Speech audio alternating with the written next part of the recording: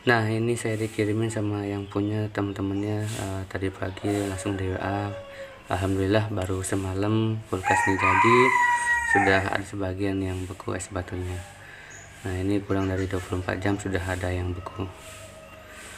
Oke, halo, assalamualaikum warahmatullahi wabarakatuh, teman-teman semua, gimana kabarnya? Ketemu lagi bersama saya di channel Adam Service.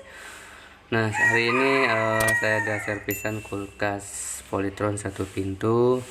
Kata yang punya itu kulkas ini dingin tapi nggak bisa beku ya teman-teman. Nah, nanti kita cek apa penyebabnya sampai kulkas ini normal kembali. Nah, di sini untuk suara evaporator itu terdengar ada suara gemericik teman-teman ya.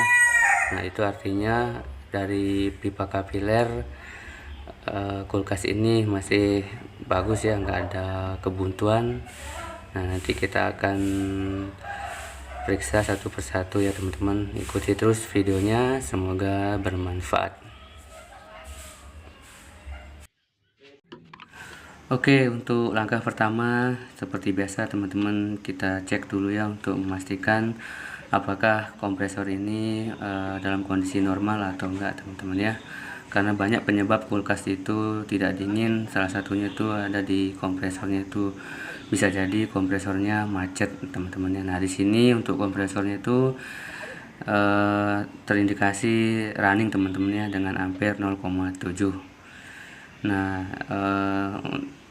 kata yang punya itu sudah dicolokin semalaman teman-teman ya, tapi nggak bisa ada hawa dingin apalagi beku teman-teman ya. Nah, di sini untuk evaporator benar nggak ada hawa dingin sama sekali, dan juga untuk body saya rasakan itu nggak ada hangat atau panas sama sekali ya di body kiri dan kanannya. Untuk kulkas normal itu harus hangat teman-teman ya bodinya. Nah, oke, selanjutnya di sini kita akan pastikan lagi apakah ada kandungan freon atau enggak. Nah, ternyata memang benar teman-teman ya. Untuk kulkas ini mengalami kebocoran freon. Ini besar sekali bocornya teman-teman, sampai enggak ada tersisa sama sekali gas freonnya. Nah, besar kemungkinan untuk kulkas ini mengalami bocor pada kondensor body teman-teman ya, karena di yang sering saya alami itu kebanyakannya rata-rata untuk kulkas di pemakaian hampir 5 tahun itu rata-rata tuh mengalami bocor kondensor body teman-teman ya. Nah, di sini kita potong untuk pipa balik dan juga pipa press teman-teman ya, untuk kita cek oli kompresornya teman-teman ya. Nah, di sini apakah berkurang atau berubah warna atau gimana teman-teman ya. Nah, jadi setiap ada kebocoran kulkas itu menurut saya teman-teman ya wajib kita cek oli kompresornya supaya nanti ke depan itu lebih awet kulkasnya teman-teman ya. Nah, di sini untuk pengancing kaki kompresornya dibuka ya supaya bisa kita angkat kompresornya nanti. Dan untuk overload relay kita buka juga teman-teman ya. Nah, selanjutnya teman-teman bisa angkat kompresornya. Jangan lupa siapin wadah, gelas ataupun semacamnya untuk kita tuang olinya nanti, dan kita pastikan apakah kandungan olinya itu berkurang dan lain-lain. Oke, di sini untuk kompresornya kita mulai angkat teman-teman ya. Nah, seperti itu. Nah, sekalian kita bersihkan aja di bagian kaki bodi kulkas ini teman-teman.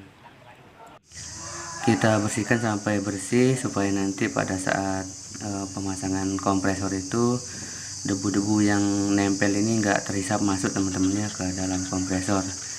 Nah, di sini kita bersihkan sampai kiranya bersih teman-teman. Oke, lanjut kita tuang oli kompresornya dan kita lihat apakah kandungan oli ini sudah berkurang ataupun berubah warna teman-temannya. Nah, di sini untuk olinya lumayan sedikit teman-temannya. Nah, untuk warna sedikit berubah tapi nggak apa-apa, masih toleran teman-temannya, kecuali warnanya itu hitam pekat kayak oli bekas tuh teman-teman ya. Nah, di sini saya tambahkan secukupnya oli. Jangan terlalu banyak teman-teman ya, nanti malah nyembur di pipa press. Nah, kira-kira seperti ini ukurannya. Lanjut kita pasang overload dan relaynya untuk kita masukkan oli ke dalam kompresor. Nah, teman-teman bebas ya untuk cara pengisian oli ini. Ada yang pakai plastik didorong di pipa hisap. Nah, untuk cara saya sendiri seperti ini teman-teman, yang menggunakan selang dengan cara kita hidupkan kompresornya. Nah, di sini jangan lupa untuk ujung selangnya dikasih isolasi teman-teman supaya lebih ngevakum. Oke, setelah itu kulkasnya kita nyalakan dan kita masukkan olinya secara bertahap teman-teman ya. Nah, di sini untuk kulkasnya kita colokin. Nah, lanjut untuk pipa hisap di pengisian freon itu teman-teman tutup ya, supaya oli ini terhisap masuk ke kompresornya sampai habis teman-teman. Oke, di sini untuk olinya sudah habis diisi. Nah, teman-teman biarin aja untuk kompresor ini bersirkulasi kurang lebih itu di 10-15 menit teman-teman ya. Nah, setelah itu baru kita pasang kembali ke kulkasnya. Nah, kita cek setelah pengisian oli apakah ampernya itu berkurang atau enggak, tapi di sini ampernya tetap teman-teman ya di 0,79 sampai 0,8. Tapi masih aman lah untuk kompresor kulkas satu pintu. Nah, ini kan yang sering saya bahas teman-teman ya, kalau kulkas dengan kompresor seperti ini yang model kleman seperti ini, alangkah baiknya itu teman-teman tambahin aja ya pakan las di sambungan klemnya itu, supaya enggak nantinya ke depannya itu enggak bocor lewat celah-celah klem itu teman-teman, karena dari pabriknya itu kan enggak di las permanen tuh. Nah, jadi saya pernah ngalamin seperti ini, bocornya tuh halus sekali teman-teman ya. Kurang-kurang itu kita enggak bisa kedetek teman-teman ya. Nah, di sini sekalian aja kita patenkan teman-teman, kita las sampai benar-benar rapat. Nah, seperti itu. Oke, lanjut setelah pengelasan kita pasang kembali kompresor kulkasnya, dan sambil kita flushing di pipa press sampai benar-benar oli yang keluar dari pipa press itu sudah berkurang teman-teman ya. Nah, jangan lupa untuk kancing kaki kulkasnya dipasang ya, supaya nggak terlepas nantinya. Nah, setelah itu teman-teman tinggal perkuat menggunakan tang ya, supaya nggak kerangkat. Nah, seperti ini. Untuk langkah selanjutnya, tadi kan di awal pengecekan itu di bagian evaporator itu kan ada suara gemericik air teman-teman ya. Nah, itu ada kandungan oli. Nah, di sini kita flushing menggunakan Tauson teman-teman ya, atau metil, dengan cara kita masukkan melalui pipa kapiler. Nah, jangan lupa untuk pipa hisapnya itu dipasang ya di kompresornya supaya metil ini bisa terhisap. Nah, sekalian kita memastikan apakah kapiler ini ada penyumbatan, penyempitan atau buntu teman-teman ya. Nah, kalau metil ini enggak terhisap, itu artinya pipa kapiler ini buntu teman-teman ya. Nah, tapi tadi di awal pengecekan ada suara gemericik, itu artinya pipa kapiler ini bolong teman-teman ya. Nah, di sini untuk metil perlahan terhisap habis teman-teman ya. Nah, sekiranya kurang bisa ditambahin aja 2-3 tutup botol filter teman-teman ya. Tapi di sini saya menggunakan cukup 2 tutup botol filter aja. Nah, nanti setelah itu kita diamkan metil ini kira-kira 10 menit teman-teman ya, baru kita flushing supaya kandungan oli itu bisa terikat dengan cairan metil ini. Nah, supaya nanti lebih enteng terdorongnya teman-teman ya. Nah, seperti ini. Untuk memasukkan metil melalui pipa kapiler, jangan lupa untuk pipa hisap yang jalur pengisian freon teman-teman tutup ya, supaya fokus hisapan itu di kapiler. Oke, untuk selanjutnya teman-teman bisa tutup ya untuk pipa kapilernya, dan kita biarkan di evaporatornya. Nah, selanjutnya di sini proses pemasangan kondensor teman-teman. Di sini saya menggunakan ukuran 10U teman-teman ya, karena untuk perbandingan kondensor dengan evaporator itu, kalau evaporatornya itu bentuknya U teman-teman ya, nah bisa menggunakan 10U supaya hasilnya maksimal teman-teman ya. Untuk rata-rata kulkas satu pintu itu menggunakan kondensor 10U. Nah, kalau evaporatornya itu bentuknya kecil yang bentuk huruf L itu teman-teman ya, nah teman-teman bisa pakai ukuran 8U. Oke, di sini saya menggunakan 4 skrup, 2 di atas dan 2 di bawah supaya lebih kuat. Nah, teman-teman bebas mau pakai 3 juga nggak apa-apa, tergantung selera teman-teman ya. Yang penting intinya itu kondensor ini terpasang dengan kuat dan rapi. Oke, lanjut kita pasang 2 lagi di bagian atas ya untuk skrupnya. Nah, di sini saya menggunakan sendal bekas teman-teman ya, kita ganjel di belakang kondensor. Tujuannya itu supaya ada sirkulasi udara teman-teman ya di antara bodi dan kondensor eksternal yang kita pasang ini, seperti itu. Oke, lanjut kita pasang kondensor ke pipa kompresor dengan menggunakan sok pipa tembaga ukuran 1/4. Nah, di sini untuk pengelasan tembaga dan besi itu kita menggunakan boraks teman-teman ya, supaya pakan lasnya itu bisa menyatu dengan sempurna. Nah, seperti ini. Lanjut kita pasang pentil pengisian freon. Nah, jangan lupa untuk katup pentilnya tuh dilepas dulu teman-teman sebelum dilas, supaya seal katupnya itu nggak meleleh nanti teman-teman, karena proses pengelasannya cukup panas ya. Nah, di sini untuk tembaga dengan tembaga nggak perlu pakai boraks teman-teman ya. Intinya kalau sudah pipa itu membara, tinggal teman-teman kasih pakan las saja. Nah, di sini setelah pengelasan lanjut kita cek kebocoran di setiap las-lasan teman-teman.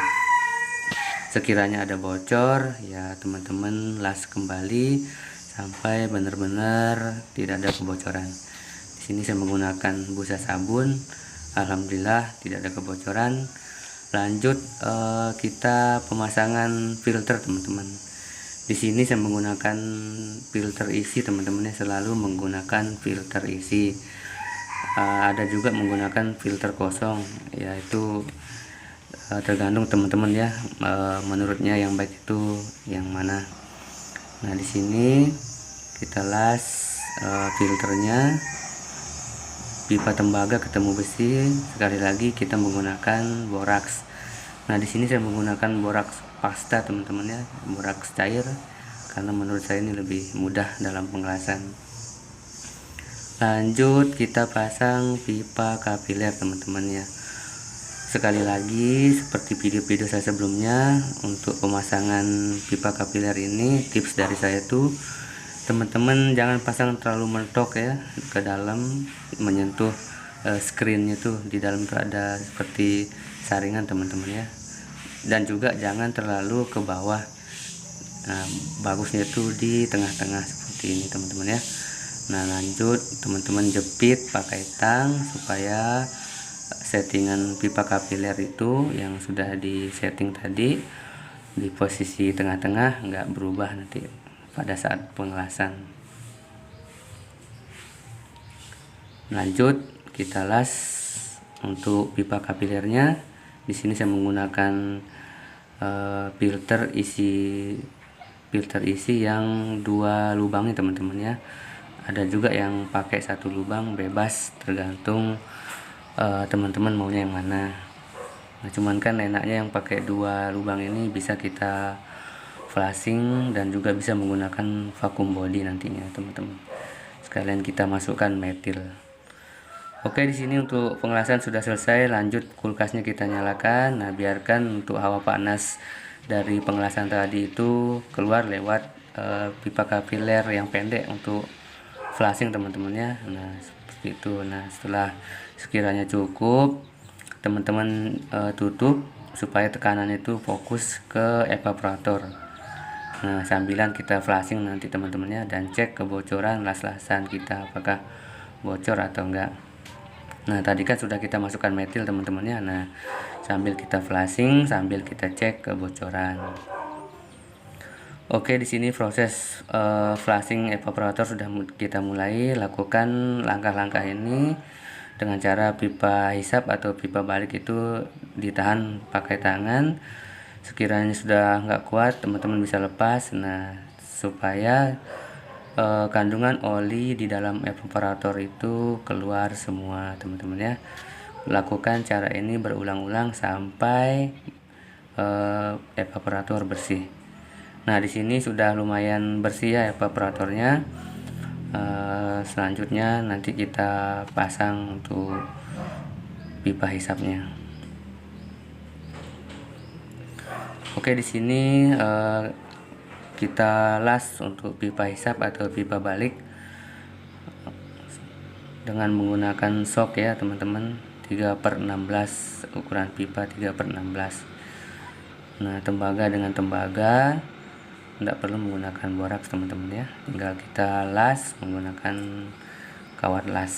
Pastikan hasil pengelasan teman-teman itu rapi dan rapat teman-teman ya, nggak ada kebocoran.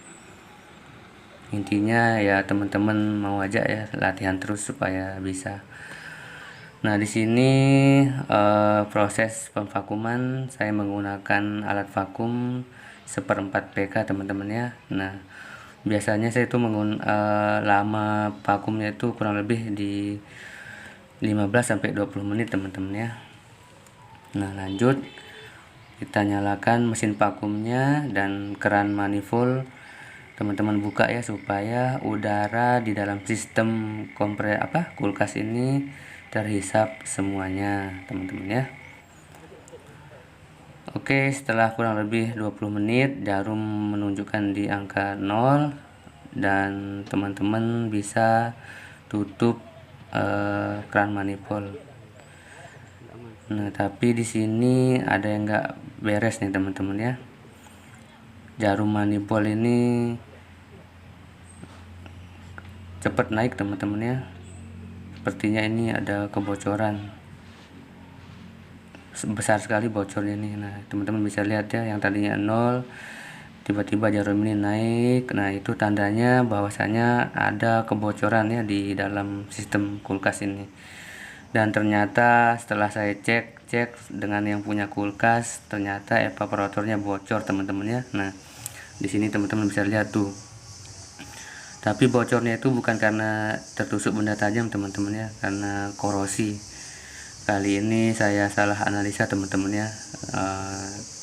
Tadi di awal pengecekan itu saya menganggap kulkas ini bocor kondensor body, tapi ternyata bocornya di evaporator. Nah, lanjut kita las untuk evaporatornya teman-teman ya. Pertama-tama teman-teman bersihkan dulu permukaan pipa evaporatornya.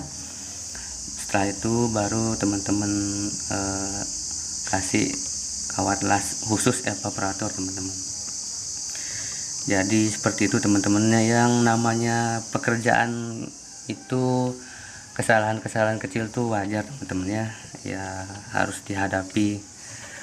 Lelah sih iya teman-teman ya, tapi menyerah jangan. Oke, di sini kita bersihkan permukaan pipa evaporator sampai benar-benar bersih.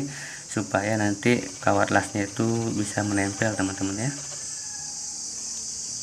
Nah di sini mulai pengelasan dengan api sedang ya. Untuk apinya itu jangan terlalu besar, jangan terlalu kecil, sedang-sedang aja, dan jangan fokus di satu titik kebocoran teman-teman ya. Nah apinya itu bisa teman-teman mainkan di sekitar yang bocor teman-teman ya, supaya nanti kawat lasnya itu bisa meleleh, melebar, menutupi lubang.